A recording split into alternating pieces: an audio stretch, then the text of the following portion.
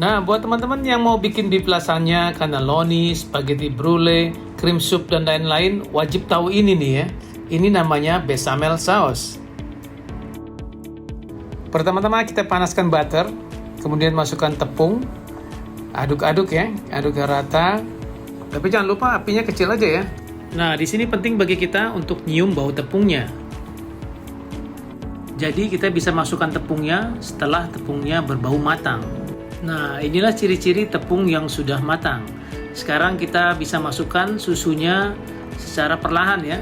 Awalnya sedikit-sedikit aja, aduk ya. Kita aduk, lalu pelan-pelan kita masukkan dan akhirnya kita habiskan semuanya ke dalamnya ya. Dan jangan lupa kita pakai susu hangat ya. Jadi tujuannya kita tuangin perlahan ini supaya adonannya itu tidak menggumpal di awal.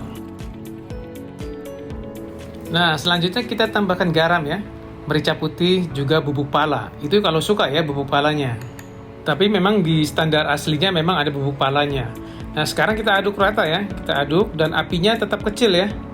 Nah, sekarang teman-teman udah bisa ngerasain ya seasoningnya bagaimana. Dan teman-teman sekarang bisa ngerasain kalau di pan-nya itu sudah mulai lengket-lengket ya. Nah, ini diaduk aja ya, pastiin semuanya keangkat. Aduk terus dan dia kelihatan mulai mengental. Teman-teman harus pastiin mendidihnya hanya seperti ini ya. Kalau terlalu mendidih dia bakal pecah ya.